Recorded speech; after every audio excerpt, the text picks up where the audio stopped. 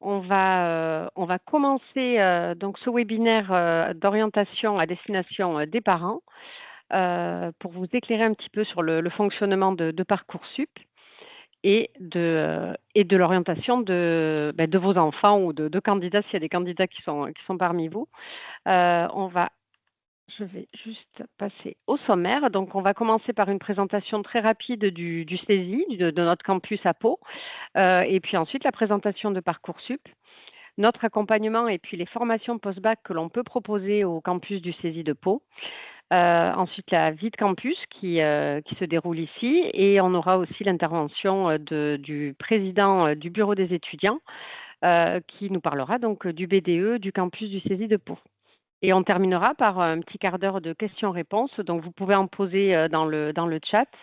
Mais sinon, on vous répondra. On aura le temps d'avoir un échange à la fin de la présentation pour répondre à toutes vos questions. Donc, moi, je suis Sandrine Casabonne. Je suis la responsable de l'unité commerciale du campus du CESI de Pau.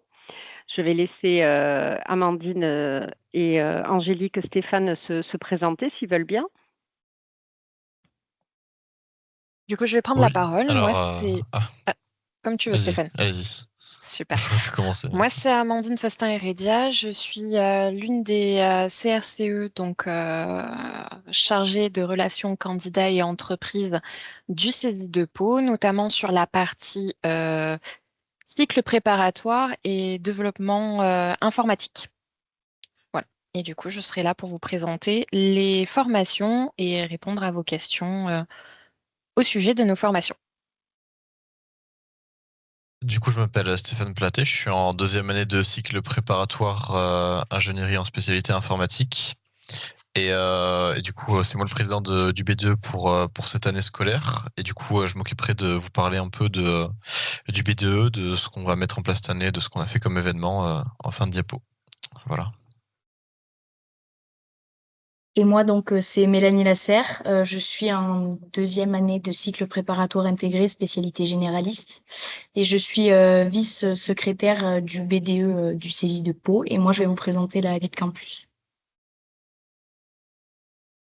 Parfait. Donc, on va pouvoir commencer avec tout d'abord la présentation du CESI de Pau. Donc, le CESI à Pau est situé juste à côté du site Total. Donc, vous voyez sur la carte qu'en fait, le CESI France est composé de 25 campus. Tous proches des plus grandes entreprises du territoire. Le but du CESI était de s'implanter de répondre en tout cas aux attentes économiques des territoires, aux industriels en place pour pouvoir apporter les compétences nécessaires. Ce qui veut dire qu'aujourd'hui, 25 campus, on peut très bien, une fois qu'on est accepté sur un des CESI en France, on est accepté sur tous les CESI de France. Et on peut très bien commencer son cursus universitaire sur Pau et ensuite partir continuer ses études sur un campus quelque part ailleurs en France. Donc aujourd'hui, comme je vous l'ai dit, le site du campus est situé juste à côté de chez Total. Nous sommes en train de faire construire un nouveau campus universitaire qui sera, lui, sur le pôle universitaire de Pau, juste en face de l'école Éclore, de l'école de commerce et de l'Université des Pays de l'Adour. Donc on voit la photo, donc là c'est encore à l'état de projet. Et, si vous allez vous promener par là, aujourd'hui on ne voit que la grue, mais en tout cas les travaux ont commencé et on pourra réaliser la rentrée 2026 dans ce nouveau bâtiment qui nous permettra de réunir nos deux sites, puisqu'on a un site aujourd'hui à Pau et l'école d'ingénieurs qui se situe à Assat. Donc le CESI, c'est aujourd'hui un modèle unique dans l'enseignement supérieur. Clairement, le leader aujourd'hui des formations par alternance, puisque historiquement, nous avons commencé l'alternance à créer des formations ingénieurs en alternance en 1958, avec une spécialisation sur 5 grands domaines de formation, qui sont l'industrie, l'innovation, l'informatique et le numérique, QSE et développement durable, BTP et génie civil, et puis aussi ressources humaines et management. Donc, on a des formations de bac plus 2 jusqu'à bac plus 8, enfin en tout cas à partir du bac, et organisées en différents programmes. Donc, que ce soit le programme grandes écoles, des bachelors, des masters professionnels, des masters spécialisés, de la formation continue aussi pour continuer à se former tout au long de sa carrière, des programmes, un programme doctoral et puis aussi des programmes internationaux puisqu'on développe de plus en plus des diplômes et des partenariats avec des campus à l'international. On en vient au cœur du sujet, peut-être celui qui soulève le plus de questions pour les participants qui se connectent aujourd'hui, donc la plateforme Parcoursup. Donc Parcoursup, qu'est-ce que c'est? Bien, c'est une plateforme nationale de préinscription en première année de l'enseignement supérieur en France. Aujourd'hui, elle s'adresse aux lycéens ou étudiants en recherche d'une formation, y compris sous statut apprenti, et qui souhaitent s'inscrire en première année de l'enseignement supérieur en constituant un dossier, en formulant des vœux via cette plateforme Parcoursup. Donc cette procédure de préinscription, elle permet en fait de donner à chaque candidat le temps et l'accompagnement nécessaires pour préparer un projet de formation qui est réfléchi et qui est motivé, et ainsi de bénéficier de toute l'information relative aux formations proposées, d'émettre des vœux cohérents au regard de ses acquis et de son projet d'études, voire même de son projet professionnel s'il est déjà un petit peu mûri, et ainsi de se voir proposer des parcours de formation qui favorisent sa réussite dans l'enseignement supérieur. Alors Parcoursup, c'est un planning aussi qui va bientôt démarrer. Donc les candidats pourront commencer à consulter le moteur de recherche de la plateforme à partir du 18 décembre prochain. Donc il dit le moteur de recherche des formations, c'est-à-dire que vous aurez accès au catalogue de formations proposé et disponible sur la plateforme Parcoursup. Aujourd'hui, l'intérêt, enfin toute cette période qui est avant le 18 décembre et même encore après, vous permet en fait d'aller vous renseigner, d'assister à des journées portes ouvertes. Donc la prochaine journée portes ouvertes du CESI a lieu dans 15 jours, le samedi 7 décembre.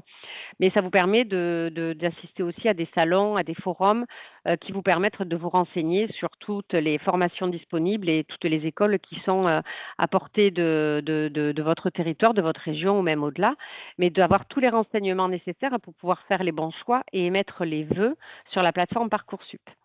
Donc, concernant les étapes et le calendrier qui parfois peut paraître un petit peu nébuleux quand on va notamment sur le site Parcoursup, on a essayé de vous l'éclaircir un petit peu en grandes étapes ce soir.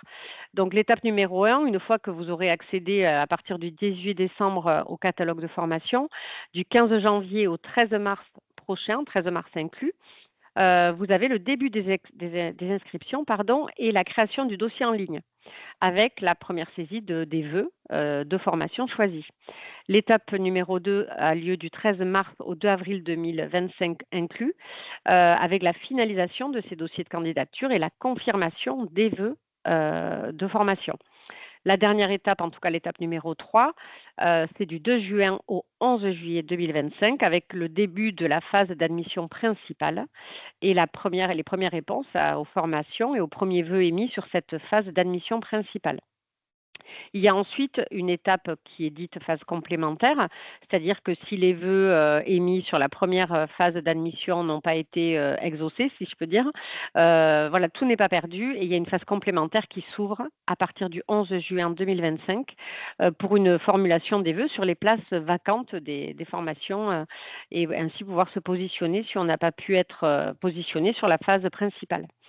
Et la dernière étape qui a lieu au 10 juillet 2025, c'est la fin de la phase d'admission principale et au 11 septembre, la fin de la phase complémentaire. Ensuite, alors quand on parle de vœux, en fait, ce qu'il faut savoir, donc les vœux, ils ne sont pas classés, ils ont tous la même importance. Pour les formations sous statut étudiant, chaque candidat peut faire jusqu'à 10 vœux maximum en phase principale et 10 vœux maximum aussi sur la deuxième phase complémentaire. Donc, pour les formations sous statut d'apprentissage, vous pouvez faire seulement 10 vœux. Et ensuite, vous avez la possibilité d'émettre ce qu'on appelle des sous-vœux. Donc, lorsqu'un candidat va choisir une formation sur Parcoursup, il peut élargir son choix à plusieurs campus proposant la même formation. Il s'agit là, du coup, de sous-vœux. Donc pour une seule formation, on peut avoir 10 sous-vœux parce qu'on veut absolument cette formation et pour se donner un maximum de chances de pouvoir l'intégrer, on peut proposer par exemple 10 campus saisis en France pour augmenter ses chances d'intégrer cette formation. En tout cas, un vœu multiplie et ces sous-vœux comptent pour un seul vœu parmi les 10 possibles. Donc cela, ça augmente tout simplement les chances d'admission et tout en restant en fait dans les limites fixées par Parcoursup. Le dossier de candidature, en fait, vous allez avoir différentes pièces à fournir qui sont assez basiques, mais notamment la principale et surtout la plus importante est la lettre de motivation. Donc, c'est une lettre de motivation qui doit être réalisée pour chaque vœu. Et pour la formation choisie, la demande, vous devez rédiger une lettre de motivation qui va expliquer ce qui vous motive à faire cette formation. Donc, ce n'est pas un document, je dirais, anodin, et c'est pour ça que toute la période avant le dépôt de vœux ou de candidature est très importante. Il faut avoir été chercher des informations sur les formations qui nous intéressent, celles qu'on veut faire, savoir les poursuites d'études qui peuvent être réalisées à la suite de cette formation post-bac, les métiers, les conditions pratiques d'accès. En tout cas, tout l'intérêt va être de fournir un maximum d'informations qui traduiront la motivation évidemment du candidat, mais on peut même également dans cette lettre valoriser les démarches auprès d'entreprises qu'on peut avoir réalisées pour mieux connaître justement cette formation, valoriser aussi ses résultats scolaires, ses compétences ou les expériences en lien avec le vœu qu'on souhaite émettre. Et il y a aussi d'autres rubriques comme les activités, les centres d'intérêt, qui peuvent aussi faire la différence dans cette lettre de motivation. Et la rubrique préférences et autres objets permet aussi au CAES de connaître votre projet et puis de voir quelle formation il est possible de vous proposer si vous n'avez pas eu votre proposition d'admission. En quelque sorte, c'est un CV mais traduit sous une lettre de motivation dont le mot principal est motivation et prend tout son sens parce que là, il faut vraiment que ce soit motivé pour que le candidat ait le plus de chances possible de pouvoir intégrer et d'avoir son vœu émis. Que choisir au lycée? Parce que c'est vrai que ça c'est important. Quand on intègre la première, on a 3 options à choisir. Donc ça se prépare bien en amont finalement avant d'arriver dans l'année du bac. Cette orientation pour les candidats et puis pour vos enfants. Donc que choisir au lycée? C'est bien sûr sur des bacs généraux. Il faut absolument garder, je dirais, en terminale, il y a 2 options à choisir. Le socle scientifique est très important pour toute école d'ingénieur, bien entendu, avec les maths à privilégier et voire aussi la physique-chimie. SVT, c'est tout à fait envisageable aussi, bien sûr. Mais c'est vrai que pour, en tout cas, l'école d'ingénieur, maths physique sont des prérequis assez importants.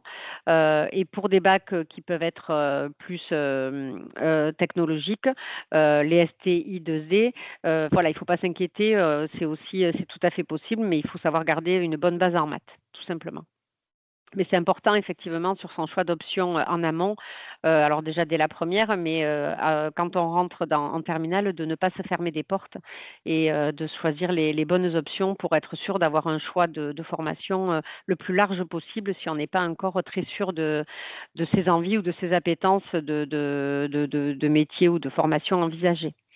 En ce qui concerne en tout cas l'accompagnement que nous on vous propose au CESI, on a effectivement les journées portes ouvertes sur lesquelles vous pouvez venir rencontrer toute l'équipe pédagogique. Vous pouvez rencontrer pendant ces journées-là, alors voir bien sûr où se déroulent les formations, mais vous pouvez aussi rencontrer des candidats, des candidats qui sont admissibles et qui suivent leur parcours de formation, nos ambassadeurs qui peuvent vous faire part de leur retour d'expérience, déjà même de Parcoursup et des choix qu'ils ont pu faire lorsqu'ils y ont été confrontés, mais aussi de leur expérience et de ce qu'ils vivent dans leur choix de formation. Donc c'est vraiment important de pouvoir venir se rendre compte par soi-même et se renseigner, rencontrer toute l'équipe qui est là pour répondre à vos questions. Donc ensuite, au-delà des journées portes ouvertes, on organise des journées immersion. Donc les dates, elles sont disponibles sur notre site internet. Il suffit de cliquer sur le site et de choisir le campus de Pau, actualité et ensuite immersion pour avoir les dates disponibles. Donc, en fait, ces journées immersion, elles vous permettent d'assister à une séance de cours, notamment pour le cycle ingénieur, et découvrir la pédagogie active qui se fait par projet.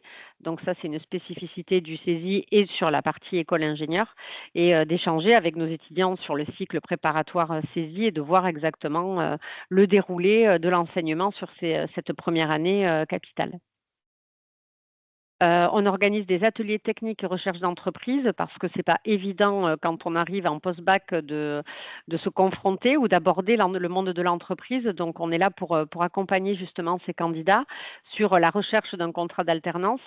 On les fait travailler sur le CV, comment faire un CV, ce qui doit être mis en avant, ce qui doit être valorisé.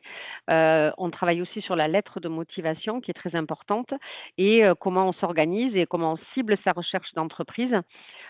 Si vos enfants ou vous, si vous êtes intéressé par une formation en alternance, le CESI propose et travaille en partenariat avec des entreprises depuis de nombreuses années.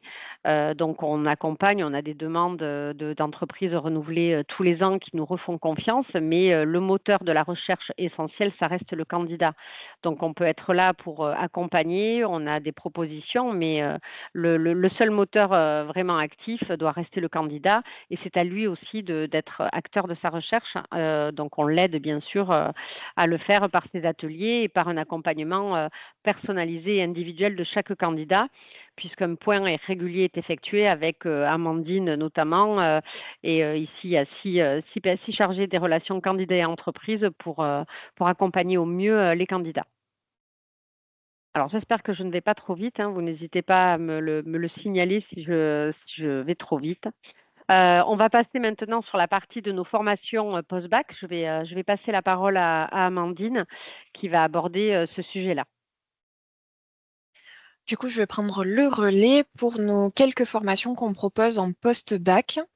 En premier lieu, je vais vous parler de la partie école d'ingénieur, donc avec le cycle préparatoire, bien sûr avec les étapes du recrutement, donc dans un premier temps, inscription sur Parcoursup. À l'issue de la confirmation des vœux, il y aura une sélection sur dossier, puis une convocation à l'oral qui s'effectuera à peu près lors des vacances d'avril.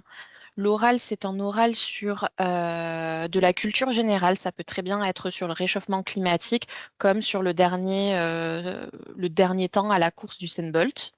Voilà, et après, ils auront une réponse via Parcoursup. Donc, cette formation, c'est forcément sur 2 ans, sous statut étudiant. À l'issue des 2 ans, on intègre la partie école d'ingénieur. Donc, la première année, on va vraiment être sur un tronc commun qui va permettre à l'étudiant de pouvoir découvrir à peu près toutes les options qu'on propose. À la fin de la première année, il devra choisir ce qu'on appelle la mineure. Donc, c'est son option qu'il le suivra de sa 2e année jusqu'à sa 2e année de cycle d'ingénieur. Et à la fin de la 2e année du cycle d'ingénieur, il y a un stage de 15 semaines à faire en entreprise. Et c'est là où également il y a les ateliers TRE dont Sandrine vous parlait précédemment, qu'on propose en collectif dans un premier temps, puis en individuel pour pouvoir accompagner au mieux les étudiants. Ensuite, il y a la formation, normalement c'est le DI, voilà, développement en informatique qu'on propose en 2 versions. Donc, il y a la version sous statut étudiant, donc c'est pareil, c'est une formation qui dure 2 ans également, qui, elle, donne un diplôme Bac+2 reconnu en France. Donc, elle existe également sous statut étudiant ou sous statut apprenti. L'inscription, c'est la même pour les 2 statuts, inscription Parcoursup. Puis, il y a la sélection avec un entretien à l'issue de la sélection avec le responsable de la formation et la réponse via Parcoursup. Donc, la grosse différence entre le DI étudiant et le DI en apprentissage, c'est vraiment le rythme. Donc, la première année sur le DI étudiant, on va être sur 3 jours et demi de formation semaine avec 2 mois de stage obligatoire consécutifs. La 2e année, toujours 3 jours et demi semaine, mais 4 mois de stage consécutif. Et sur l'alternance, on est sur un timing de 1 semaine à l'école et 3 semaines en entreprise. Voilà. La poursuite d'études possible avec le DI, on va être sur du CDA, donc chargé de développement des applications, qui est un bac+3 qui permet d'avoir le bachelor. Et bien sûr, il y a le MALSI, qui est le bac+5 que nous proposons également, qui est le manager des architectures des applications. Ensuite, nous avons le technicien système et réseau. Donc pareil, c'est également un diplôme en informatique en bac+2. Par contre, celui-ci, il n'existe au CESI de Pau uniquement uniquement sous statut apprenti. Voilà, c'est le même principe que j'évoquais précédemment. L'alternance, c'est 1 semaine en centre, 3 semaines en entreprise.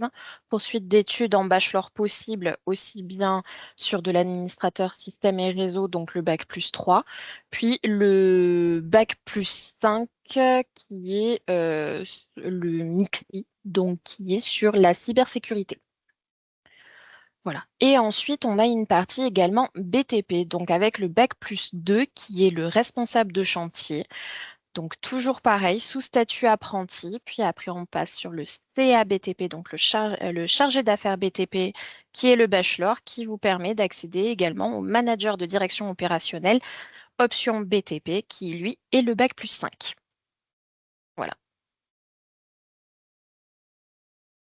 Du coup, Donc, moi, j'en ai fini pour présenter toutes nos formations en post-bac. voilà, comme je vous le disais juste avant la prise de parole d'Amandine, donc vous voyez les visages de quelques-unes de nos chargés de relations candidats et entreprises.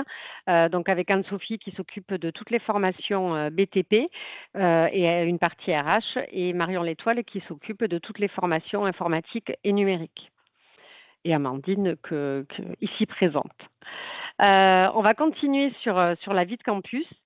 Donc la vie de campus, c'est très important et on la développe de plus en plus au CESI avec différentes actions pour que la partie, en tout cas la vie étudiante, soit aussi importante dans le parcours de l'enseignement supérieur des candidats. Donc c'est pas seulement l'organisation d'événements au sein du bâtiment, mais il y a aussi un vrai accompagnement de l'étudiant ou de l'apprenti dans son quotidien. Donc on a des partenariats avec des résidences étudiantes, donc notamment la résidence Canopy à Pau et Terre d'Envol sur le campus d'Assat. Et nous avons des partenariats avec des résidences étudiantes pour permettre d'avoir les disponibilités en temps réel et des réductions aussi sur les frais de dossier. Donc, le fait que l'étudiant soit dans une résidence sécurisée, c'est vrai que c'est rassurant quand on commence à avancer un petit peu dans l'enseignement supérieur et la vie active. Donc, on essaie d'avoir des sites qui sont à proximité de commerces indispensables à la vie active et aussi on peut les accompagner avec un partenariat avec la BNP, par exemple, pour le domaine bancaire. Donc, on a également le Saisiformi qui permet, qui est un dispositif en fait anonyme avec un numéro unique pour accompagner au mieux les étudiants dans les difficultés qu'ils peuvent rencontrer. Donc, ils ne restent vraiment pas tout seuls face à des difficultés qui peuvent être familiales ou sociales ou voire même psychologiques. Donc on accompagne au mieux les étudiants et s'ils n'osent pas nous parler, ils auront toujours une écoute active avec ce numéro qui est à disposition et qui est communiqué auprès des étudiants dès qu'ils intègrent le CESI. On a également le challenge des ambassadeurs. Donc, tous nos étudiants et apprentis sont des ambassadeurs CESI. Donc, ils sont à même de promouvoir leur école par différentes actions. Donc, ça, les membres du PDE vous en parleront mieux que moi dans quelques minutes. Mais il y a différentes actions et ça peut être évidemment nous accompagner sur les salons étudiants auxquels vous êtes peut-être déjà venus nous rendre visite. Effectuer aussi un projet citoyen, etc. Enfin, tout ce type d'actions. Et tout au long de l'année, eh bien, ils cumulent des points pour obtenir les 3 premières places du classement et donc les 3 premiers lots. Ils sont souvent gâtés, donc on peut aussi commander des cartes cadeaux ou des goodies tout au long de l'année. En tout cas, c'est une façon de faire vivre le campus dans la bonne humeur avec une émulation autour de ce challenge qui souvent suscite pas mal d'enthousiasme auprès de nos étudiants. On a une vie associative aussi qui permet une meilleure cohésion entre les différentes formations. entre les clubs et puis qui permet de profiter de moments sportifs. Donc, notamment sur la partie école d'ingénieur, c'est vrai que le jeudi reste disponible pour pouvoir créer justement cet esprit de cohésion et à but de participation sur différents événements et notamment autour du sport. Mais ça, les étudiants en parleront mieux que moi. Mais c'est vrai que sur la partie alternance, le rythme est d'une semaine sur le campus et de 3 semaines en entreprise. Donc, c'est très important pour nous que la vie de campus vive pour qu'ils ne se voient pas en permanence comme dans des écoles autres où ils peuvent être tout le temps là, en tout cas pour la partie alternance. Et donc, c'est important pour nous que la vie de campus vive. Et puis, pour ceux qui sont là en statut étudiant en permanence, qu'ils puissent participer et se connaître entre différentes formations. Je vais passer la parole à Mélanie ou à Stéphane avec Ouais, la je prends le relais. présentation du bureau des élèves. Voilà, du coup, nous, on représente le bureau des élèves du coup pour cette année 2024-2025. Donc voilà, donc notre but, nous, ça va être surtout, alors comme c'est noté, de garantir la bonne cohésion entre les élèves. C'est notre but, c'est que voilà, les élèves se connaissent un peu. C'est vrai que vu qu'il y a beaucoup de formations différentes, que ce soit les ingénieurs, les apprentis, etc. Le but, c'est que voilà, tout le monde se connaisse, se voit un peu, qu'il y ait des événements extérieurs, qu'il y ait un peu de vie dans l'école et que du coup les gens puissent s'amuser même hors des cours, etc. C'est pour ça, alors, dans les emplois du temps des élèves, déjà nous, en cycle préparatoire intégré, le jeudi après-midi, on a un temps prévu à la vie associative. Donc c'est plein de petites choses comme ça. Et du coup, nous, sur ces temps-là, et même hors de ça, pendant les week-ends, ce genre de choses, on peut essayer de mettre en place des événements.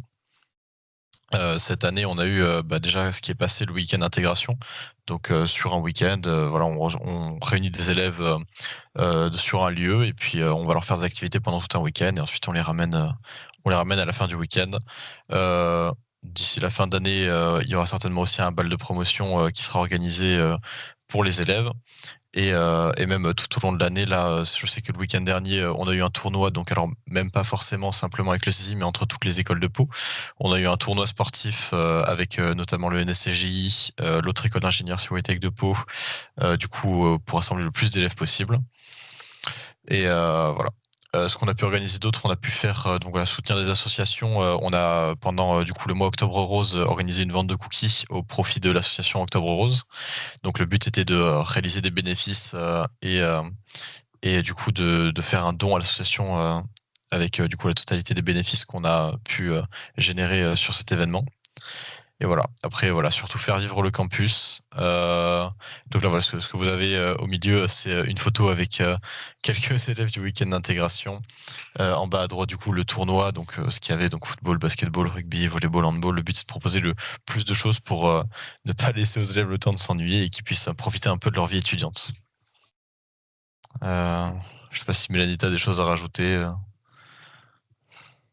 Ben, tu as à peu près tout dit. Il y a des associations qui sont créées en lien avec le BDE, donc pour créer plus de cohésion. On a par exemple une association qui est en cours de développement pour les motards, par exemple, pour faire des sorties à moto tous ensemble, afin de créer des liens.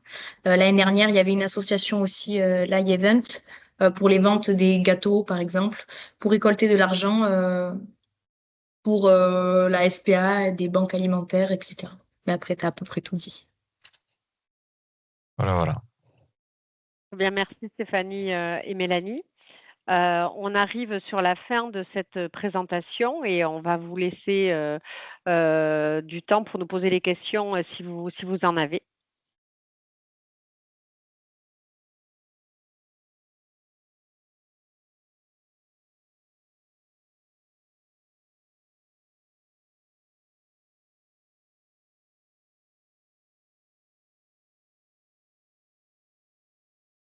Vous n'avez pas de questions? C'est que j'ai été très très claire. C'est que nous avons été très clairs.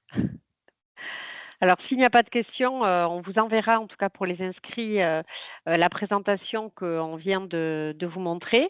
On reste bien évidemment à votre disposition pour répondre à des questions qui peuvent venir peut-être un petit peu plus tard. Mais n'hésitez pas à revenir vers nous, à venir à notre rencontre le 7 décembre, et où il y en a d'autres, il y en a aussi sur le mois de janvier, début février, le 1er février, la prochaine. Donc n'hésitez pas surtout à venir nous rencontrer pour faire les bons choix sur cette plateforme Parcoursup.